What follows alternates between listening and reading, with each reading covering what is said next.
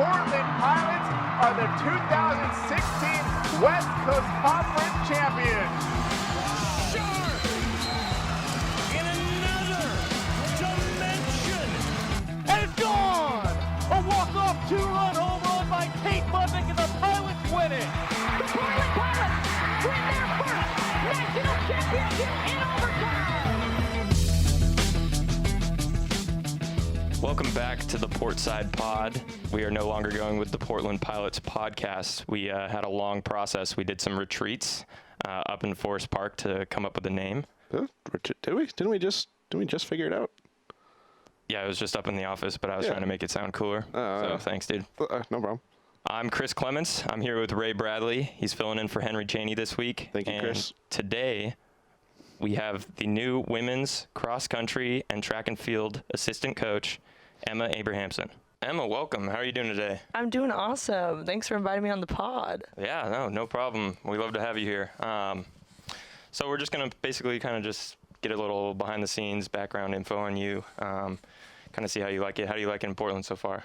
I love Portland. It's definitely different than I was living in California for a year, so it's definitely different. I mean, the weather is very rainy here, but this school is awesome. I mean, I love the environment, and the team has been great so far. Yeah, you guys were just up in Wisconsin last week. How'd that go? It was awesome. Yeah, I think it was a lot of the girls' first really big meet.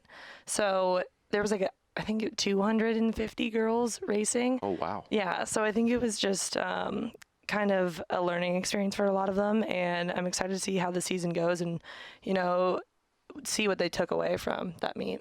Yeah, so you ran at Vanderbilt first, correct? Yeah, I ran at Vanderbilt for one semester. And you just didn't like it, or? It just wasn't my scene, I guess. I mean, I grew up in San Diego, and then Vanderbilt's in Nashville, and it's like a very preppy school. I mean, I thought the school was great, and it's definitely like great for certain people, but I think for really what I wanted, it just wasn't for me. Mm-hmm. And then you ended up transferring to University of Oregon, correct? Yeah. How'd that end up happening? It all happened so fast because when I went to Vanderbilt, like within the first 2 months, I was like, I don't think this is the right place for me. So I had no idea what the transfer process was like. I don't know anyone that's transferred. So I kind of was just like looking up stuff online, and then kind of got an idea of like where I wanted to look, and had to like go through the entire process, which was really, really stressful. It was probably one of the most stressful times of my life, to be honest, especially because my coaches at Vanderbilt didn't really know what was coming. But then, one semester in. Yeah, one semester in, like I showed no signs of like being unhappy. But One day the locker room is just empty. Yeah. Yeah. No, it wasn't that dramatic, thankfully. But then like the transfer happened super quick. I thought I was going to have to wait until the end of my freshman year, but the Oregon coach was like, oh, you should just come in the winter. And this was like 2 weeks from now. Winter was starting. I was like, okay. So then it all happened super fast. And then before you know it, I was packed up and moved to Eugene. Yeah, no, So I transferred from UC Santa Barbara to here, so I've been through the transfer process, and it's weird. It's kind of cool. Like, you get to go through the whole like recruiting again, which is always fun. But then it's like you got to tell people no. You got to like be like, I'm not coming there, and after they spend a bunch of time like investing in you, and it's weird. But no, that's crazy. I've never. I think it's kind of crazy you transferred after one semester. That's quick. I'm so glad I did, though, because it was definitely the right decision. Like, I had a very good gut instinct that it wasn't for me, and I'm glad I didn't wait any longer. Yeah. So at Oregon, you went to regionals a couple times, right? Mm-hmm. And then you guys won the women's track and field won the national championship? Yeah, so one of the years, it was 2016, 2017, our team won cross country NCAAs and then indoor and outdoor NCAAs. Wow. They called it the Triple Crown. That's awesome. What's that like? I know that's obviously people win it every year, but like in terms of like the actual like percentage of people that win a national championship, it's pretty small. So yeah, I think the 2016 cross country national championship that we won was the most unexpected thing that has happened to, I think, anyone on that team, and even my coach. I mean, we were not performing well at all, really, that cross-country season. Like, we had a good roster on paper, but no one was really, like, putting together a good performance when it came to race day. And we were ranked 12th going into NCAAs. At one point in the season, I didn't even think we were going to make it to nationals. Like, my parents texted me. They're like, yeah, you better think about maybe qualifying individually, which is just funny to look back at. And then it just like all came together on race day, like especially some of the our top 5 just had like really, really good days, and we kind of just like took, I don't know, people. There was one team, Colorado, was expected to win. Our coach the day before literally said, Colorado's going to win tomorrow. Oh my gosh. Like, yeah, we were having like a team meeting. She's like, Colorado's going to win. And we were all like, yeah, like it was just accepted because they were so good and they had won everything. But then I remember being in the race, and their top girl was like, I was like number 7, which is the last runner. And I knew I was like number 7. I mean, the girls were like close to me, but Colorado's number 1 girl was like coming back to me in the middle of the race. And I was like, oh my goodness. What's going on here? Yeah, I was like, I don't know what's happening there, but I think we're going to take advantage of it. Yeah, absolutely. Yeah, so I don't know, especially like some of the girls really, really stepped it up that day and outperformed whatever they had done that season. And yeah, we didn't even know how we did when we crossed the line, but we just knew we didn't do bad because every other race we finished, we're like, that was not good. So my coach was like really proud of us because we didn't, do bad that day. And then we ended up like figuring out an hour later, one of our teammates, like fiancés at the time, runs in and was like, you guys won. And we're like, wait, what? Oh my gosh. That's crazy. Yeah, and it was a great day, but it was unreal because we just did not expect it at all. And just like looking back at other teams, I think the Oregon team won in 2014. Just like looking at that team and comparing it to the girls on our team, they're just like 2 very completely different teams. Like, I think the one in 2014 was a bit more intense than us because we just, like, kind of goofed off a lot. Mm-hmm. But, I mean, we both won NCAAs, so I guess you could do it either way. Yeah. So Tracktown USA lives up to the hype then? Yeah, definitely. I mean, it's crazy the amount of, like, support there is in Eugene for track. Yeah, are they, is the new facilities now, or are they doing that soon? I think, aren't they doing more new facilities for that? Yeah. They completely demolished the old Hayward Field, and now there's a new one being built right now. And if you go look in Eugene, like the stand, it's just massive. It's gonna be a completely world-class stadium. Really sticks out on the campus. Yeah, so I know it's pretty cool to just kind of win a national championship, especially when you guys are kind of, seems like you were ready to not win it. Yeah, we were not expecting it at all. Yeah, so you finished your career running, and did you actually are kind of YouTube famous, YouTube sensation? I wouldn't say YouTube famous, but I mean, more than us. I would.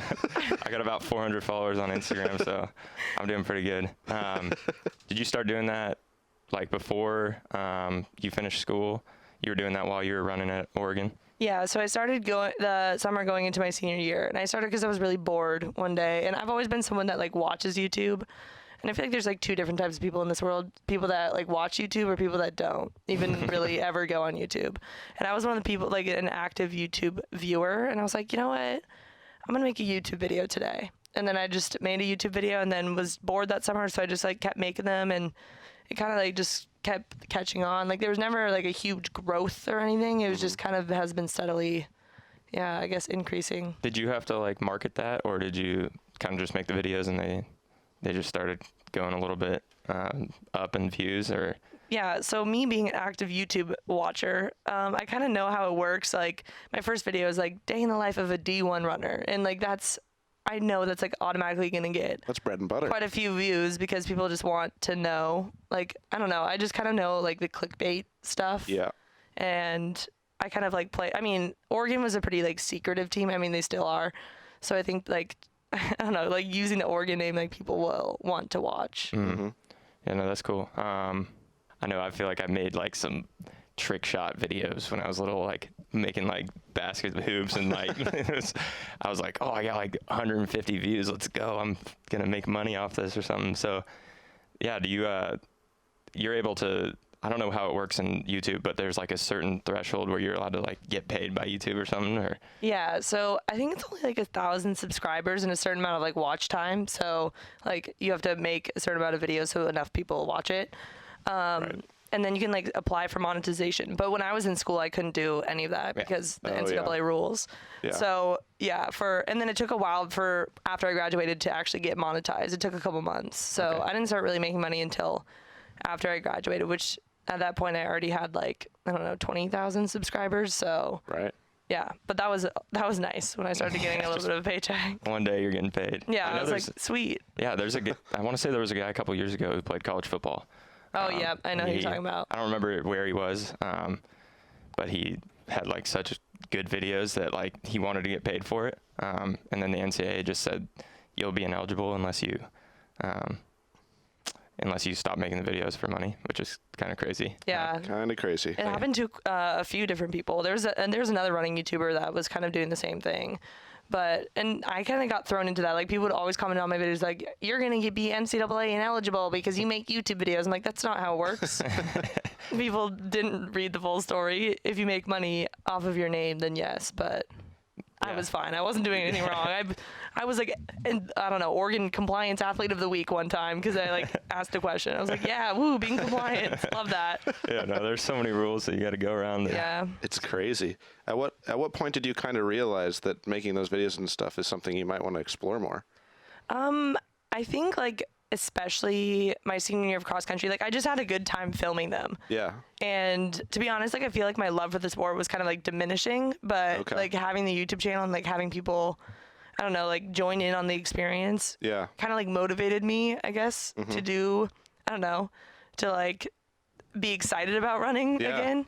So yeah, kind of like senior year cross country, I would say I was like, oh, this is actually really fun. So then like ever since that, I mean, I've had times where I'm like, I don't know if I want to do this anymore, but Yeah.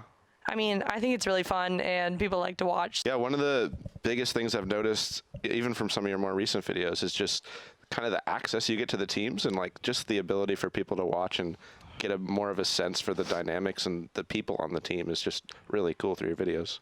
Yeah, I mean, I have a lot of friends on a lot of different teams, so it makes it easy to get access to the running world. Yeah. And it's just been fun to like do random workouts with my friends and like have people see different insights into like different athletes, which I don't know. I really want to help grow the sport too. So Yeah. I guess that's why I keep doing it. Yeah. Yeah.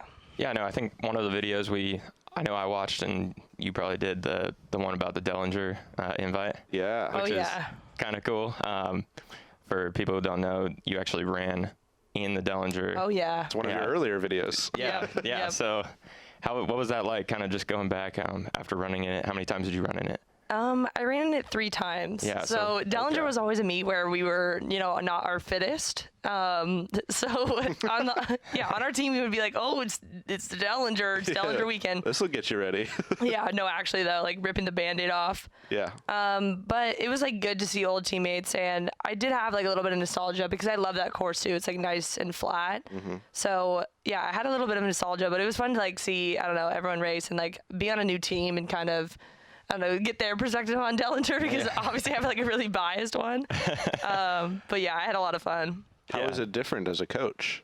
Oh, it's so different. Right. I mean, like I still feel like I'm an athlete sometimes. I mean, I'm not that far removed. Yeah. So, and like I think a couple of girls on the team are older than me. So, yeah, it's just like weird. I'm like still getting used to like the coach athlete dynamic because in my mind, sometimes I'm like, yeah, I'm still an athlete. Like, I was just here racing Dellinger. Yeah. But I don't know. I really like to help people like achieve their goals, and I've always been that way, even when I was in college, like helping my teammates. So I don't know. It's awesome just to get a new group of girls and see what they want to do in their running career and see what I can do to help them achieve it. Yeah. So, how did you end up getting at UP coaching? I think it all kind of ties back to my YouTube channel. I will say the YouTube channel has done amazing things for my career, like just the opportunities that have opened up from it. But I think one of the men on the team, I saw them when they were running at Forest Park, and then he talked to Jack, the other assistant coach, and was like, oh, that's Emma, she just moved here, whatever. And then Jack told Ian, who's the head coach, and I think they were looking for a new assistant, and then Ian reached out to me. So it was like That's crazy. Yeah. So Wait, so you actually moved here before you became? yeah. Okay, I thought you moved here because you became a coach here. No. So why did you end up moving here? My lease was ending in San Diego, and there like wasn't really much for me to do there anymore. And I just knew a lot of people out here, and the opportunities, especially for running and just like athletics, are a lot better out here. And I just wanted to live somewhere else. Yeah. Yeah. Yeah. So you also, I know a lot of things that kind of we've read up on you about. Nutrition was a huge thing for you. You have a Instagram, One Crazed Foodie, correct? One Crazed Foodie, yeah. So was that something that you kind of were already making those foods before you were throwing them on Instagram? And then you're like one day like, okay, like maybe I could put these on Instagram, or was that something that you started to like kind of up your game in the food once you were like started an Instagram for it? So I started my Instagram my junior year. I don't know why I started it, to be honest. I have no idea. Like my first pictures were terrible. I've always had a passion for social media though, and just like sharing things, but I don't know why I started it. I can't remember why one day I was like, I'm gonna do this. But I was just like kind of posting here and there my junior year, and then I remember like going into my senior year, the same time I like started my YouTube channel, I wrote down in my notes, I think I still have it, I'm like, my goal is for this summer is to like grow my food Instagram. So then one day, like it was like in June, like the day after the school ended, I was like, I'm gonna post every day. So then I just started like challenging myself to post every single day, because I know like, I don't know how I learned, but like I kind of knew how to grow an Instagram account. So I was just like trying different things, and I knew posting every day like works. And then, yeah, it kind of like helped me, I don't know, not keep track, but like it helped me add something to my schedule for the day, because I was really bored that summer. So it like, I don't know, I kind of like, busy. yeah, I kind of like saw it as work. So, I mean, it was like fun work, obviously. And I love like making food and sharing recipes with people. So that's kind of how it started. And then I've just tried to post every day since. Yeah, is that something that you're able to like kind of communicate to the younger athletes here? Just like how important nutrition is just through your Instagram and... Yeah, definitely. And I mean, I know a few other runners that have food Instagrams, but like the food Instagram world is like, it's weird, because when I was like started posting, I was like, these people eat nothing. And I think even when I was in college, I've always felt like I was eating way more than everyone else, whether that be like people on my team or like just my other friends that weren't athletes. And I always felt like weird for that. Like I was like, why am I eating so much? But everyone else like, I don't know, just doesn't eat as much as I do. And then I think by like posting on Instagram, people saw that it's like okay to not eat like 2 Brussels sprouts and a piece of chicken for dinner. Gotta spice it up. Yeah, like spice it up, or like, I don't know, like fill your plate like with good food. So I know like that's like one of the biggest messages I've received is like, yeah, like you've really helped me see that I can eat more than what people normally post on Instagram.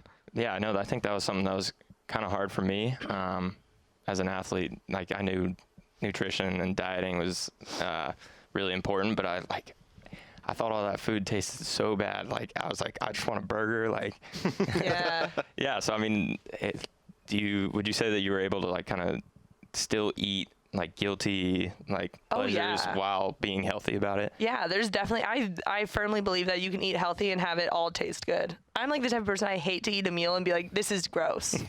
I like get angry if it's gross. Like I want to enjoy every single meal of mine. So it's all about like trial and error too. Like I just don't like kale, and kale is like a big thing in the health world. I'm like, I will never like kale. That's completely fair. Yeah. So you just have to like find what you like. I mean, yeah, just like there's desserts that you can make that are healthy. But like every once in a while, you know, everyone is human. I like to go eat like a burger and a milkshake. So it's just all about balance and finding what you like and what's healthy and what makes you feel good. That's like the biggest thing I think is like really finding what makes you feel good, because I think everyone eats should eat a certain diet, whatever works best for them. And that's not one certain diet for every single person.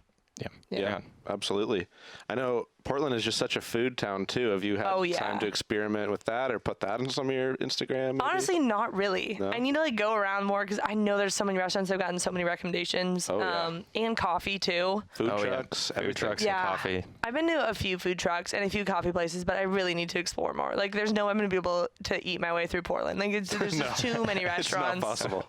But, I mean, what I've had so far is really good, but I'm also really not picky, so, yeah. Yeah, I know. I've been here for about a year and a half, and I feel like I get stuck going to the same place every time. Yeah, because, I want every meal of mine to be good. So. Yeah. Once you find the good Mexican spot, like, it's hard to go to exactly. I don't want to take the risk. No. It's too risky. No, I know. This is good. I'm going to go that. Yeah. Yeah, so something else that we were, I kind of want to transition to is you were a middle distance runner, correct? Yeah. Like 15. Yep. And 15 cross country. And then you recently ran a marathon in Chicago. I did. Last week, 2 weeks ago. What was that like? What was preparing for that? It was a lot different than anything I've ever done in my life. Even the race itself, I was like, this is just so different. I mean, even in cross country, like the longest race I ran, 4 miles, like I would be going hard from the gun. Like the gun would go off, I'd feel like I was sprinting for 4 miles. Mm-hmm. But the marathon was different because when I was actually racing, like I had to start off so slow so that I made sure I didn't die in the end. Like I was running with this one girl for the first 10 miles who I knew was going to run 3:30, which is 8-minute pace. And she like kept holding me back because I wanted to go faster because I felt good. And I was like, I feel fine. But she's like, no, Emma, keep like, you gotta stay back here. And I'm so glad that she did that because I think I would have died. And like, so I just I started off really slow and then I negative splitted the second half. So I went faster the second half and ended up like breaking 3:30, which I think that was all because of her, because I think if I went out too hard, I would have died. And it was just so weird, like feeling like it was so easy for the first 10 miles. But then the end, like, it was really hard. Knowing you have to keep that in the tank and you can't use it early. Exactly. And I just never have done anything like that before. So interesting. Yeah, and it was just like a lot of long training. It really took a lot of time out of the day, which I think I kind of underestimated. I was like, oh yeah, I'll run a marathon. Sure, well, I'll do it. Yeah, I'll be fine. And I mean, it was fine, but yeah, it just like took a lot of time out of the day. I was like, whoa, 3-hour run? Yeah, that. I've never done that. YouTube videos and your Instagram. It became a job. I really have a strong I don't know. I really admire people that have full-time jobs and run marathons, especially like at the elite level. I'm like, I don't know how you do that. Yeah, just the practice, like you're saying, it's like 3 hours. Block out 3 hours. Like, yeah, 3 hours, and then that doesn't even include like warm up and stretching and recovery stuff. My goodness, but yeah, it was a really good experience. I'm really glad I did it, and now I can say I'm a marathoner whenever people ask. They're like, oh yeah, you run a marathon? I'm like, no, longest run was 11 miles. So, but now I can say yes, I'm a marathoner. Yeah, it's kind of funny actually. The last time we did a podcast, we had Coach Ferrati on, and he was training for a marathon as well. Okay. We're 2 for 2. Yeah. So what did he say about it? He told me that his legs were burning. His legs were burning. But that he absolutely crushed it. So he's a really big energy guy. Okay. Yeah, so he's just kind of a guy who just like, I don't think he could stop no matter what. He needed to go run a marathon on the side. Like he had so much energy. Yeah. Yeah, no, we always have battles between who drinks more caffeine, me and him. But yeah, so he was probably fueled off of a ton of caffeine for that. But that's what you need. Yeah, I know there's a lot of the runners on your team and some of the baseball guys were out there supporting him, which was kind of cool. Oh, that's awesome. You need that. You need that to support. When you hit mile 20, oh. Yeah. It's like 6 miles ago, you already ran 20, but it's the hardest 6 miles ever. Yeah, but was it tough for you? So it was in Chicago. Did you have people out there with you? Yeah. So I went with like a group of media people. So I kind of like already had people I knew, and then I knew some people that were running, and then one of my old college roommates and teammates was there, so I got to hang out with her all weekend. She was there supporting too, so nice. It was nice because I knew a bunch of people that were there. I wasn't just like going on my own, so that was really nice, and I needed that. So yeah, like you said, even the girl who was pacing you like really helped a lot. Yeah, definitely, and like she's someone I've only talked to a couple times, but yeah, I just knew what her goal was, and she was like, "Yeah, come with me." And she was like my little Sherpa, yeah, I needed that. Couldn't have done it without her. Yeah, deer in the headlights. I was like, I don't know what I'm doing. Yeah, soon enough you'll be breaking that record that just got set a couple Oh weeks yeah, ago. you know, catch my me God. 158, 59. It's unbelievable. New challenge. The You whole didn't hear it troop come of out? people surrounding you. Yeah, yeah, the little V formation. Yeah. Yeah, because that guy had Pacers? It was all basically for him, right? Oh yeah, it was all Yeah. for him. He was the only one racing. He had, I think it was 46 Pacers. That's unbelievable. Insane. Yeah. I guess just kind of looking, even though you said like you're still kind of getting into the coaching mentality, are there some things that you look back on your career and see differently now with a kind of different view? Definitely. And just like getting a new perspective from, I mean, now I've had like 3 different teams I've gotten to work with. Just kind of like seeing different perspectives. Like I think what I wish I would have done differently back when I was in college running is like put less pressure on myself. And I mean, I think it was just the situation that I was in. Obviously like the pressure is high at a school like that, but I think it kind of like, I don't know, I think I would have had more fun if I was just like, okay, this is like supposed to be fun, Yeah. not as stressful as you're making it right Yeah. now. So I don't know what like the solution is for that, like Yeah. less pressure on yourself, but I think just, yeah, like having more fun with it. But other than that, like I don't have any regrets or anything in terms of like races or training, Yeah. just kind of like overall having a better time. Yeah. It seems like from a coaching perspective, you can kind of enforce that positive mentality and that kind of thing. Well, even like working with Portland for the time I have, like they have a lot of fun, and the girls are all so nice and they're all so positive. And I want to get to a point where I can work out with them because I'm like, this looks like a fun time. Every time I watch them work out, I'm like, wow, I want to be out there. And I don't think I've ever wished that ever. So, like, if they're doing mile repeats or like a tempo run, I'm like, yeah, I want that to be me. I've never said that in my life. But yeah, they just have like great attitudes, and yeah, it's just been awesome working with them so far. So. Awesome. Yeah, I feel like it's kind of cool that you can kind of bring in the YouTube side of it, like the vlogging, and then also like the eating healthy stuff fun. Which Yeah, is like, yeah. Like, yeah, I mean, so you guys can kind of just feed off of each other. Yeah, exactly. That's what I'm all about. Is like I just want to. I mean, running should be fun, and like once you get to a Division I sport, like a lot of pressure can be put on you, whether it be from like I don't know external sources or just yourself. And I just want to like make an impact by like saying that like this is supposed to be fun. I mean, this is such a short time in your life, like 4 years that you're, or 4 or 5 years like that you're playing a sport here, and you're gonna graduate and you're gonna look back and you're gonna, you know, and like look back at like the fun times that you had, not the ones Yeah. where you're like really stressing yourself out over performance. Yeah, definitely. Or like dwelling on a bad performance. There's like really no point in that because that doesn't help anything. No. So are you this is a little bit different, but are you an NFL fan? No. No. I'm okay. not really a Hard sports no. person. Okay, No, well, no the kidding. only sport I follow is running. Okay. This That's fair. Very small sport, but Yeah, so I'll explain it a little bit. Basically, before the NFL draft, they do like pre-draft interviews where they just ask ridiculous questions Okay. to the prospects. And we did it with Coach Fraudy, and we kind of want to do it again with you. okay. So basically, we're just going to ask you some simple questions, and Depending on those answers, we'll be assigning a draft value as well. So we'll see how you do. Okay. yep. All right. You ready? Oh yeah. And these are real questions, right? Yes. Some of them are real, some of them we created. But they're just as but ridiculous. Yes. Okay. So this one is a real one. What kind of fish are you? Gosh, I don't even know many fish. That's I the guess- toughest part. Yeah, it really is. I feel like I'm a goldfish. Oh. Yeah, I don't know. Okay. Just like I like it. always like floating and happy, you know. Okay. Okay. Yeah. Yeah. We can. Talking about the fish or the snack? I I mean, love the either snack. one, I Snack is guess. dope. Yeah, no, probably the fish. Okay. Your life expectancy isn't very long, but I guess I didn't think about that. all right. Do you wear socks with your sandals? Yeah. You do. But I don't really wear like sandals. I wear slides because Okay. I'm an athlete, you know. Yeah. No. Yeah. Yeah. You can't. So I Yeah, always Guilty For of sure. both. yeah, we've got the crew cut socks and the slides. All right. Are you a dog person or a cat person? Definitely dog. Okay. I've never owned a cat and never will probably. Very good. I thought it like was, that. are you a dog or are you a cat? Is it? Oh Either- yes, that is correct. Right? Okay, Are you a dog? I'm definitely a dog. Okay, so it's yeah, probably the not same a answer, cat. but we got to get that straight. Yep. Yeah. That was probably better. Do you have the eye of the tiger? Is this just a yes or no question? Could be. Whatever you want. I would say a little bit. I mean, I'm trying to get a better eye of the tiger, but It's like a tiger with an eye patch. yeah, It's got yeah, the one. yeah, tiger with an eye patch Nice. for sure right now. All right, we got 2 more.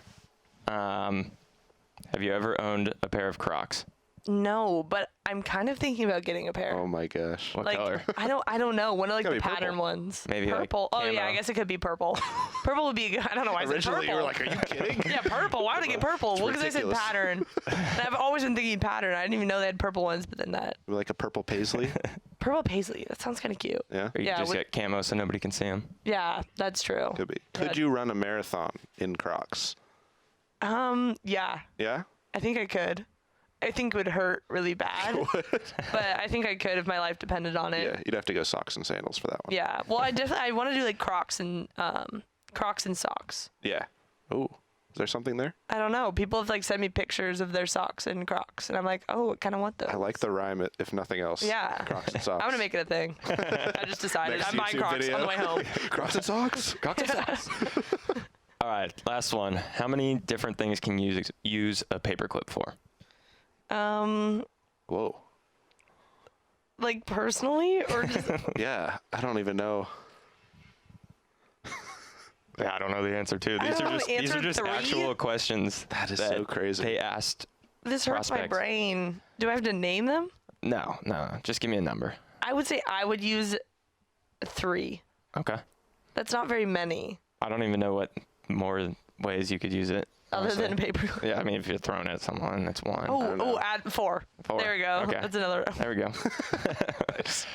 All right. So with that in mind, what are you giving Rae? What are you giving her? Round. I'm feeling like early second round, maybe. Okay. You know, Yeah. good Okay. prospect. Not blue chip. You know. No. Yeah, I would agree with that. Yeah, hasn't actually done the marathon with the Crocs yet. Yes. That's true. But No, I'm going Just about there. Yeah, I'm going late first round, early second. good. There's Steal always it room for from me, I see. improvement, you know. Oh yeah, I mean, agree.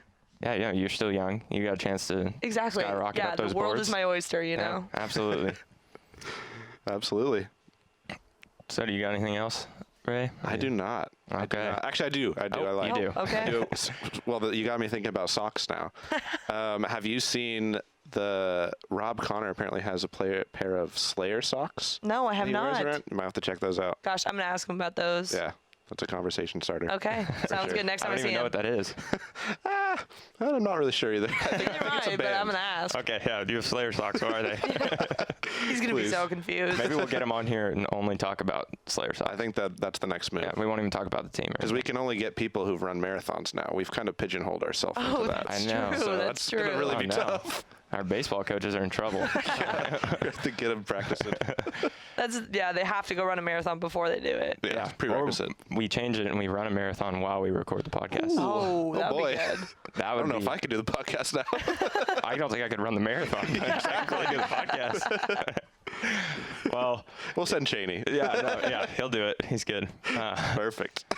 All right. Well, thank you very much for coming on. Thank you so much. Yeah. It's awesome to have you here. I know a lot of the girls team and men's team are really excited to have you here as one of their coaches, and you really bring a positive influence to everybody here. So Yeah. thanks for coming on. Thanks for being part of the athletic department, and we appreciate it. Yeah, thank you so much for having me. It was fun.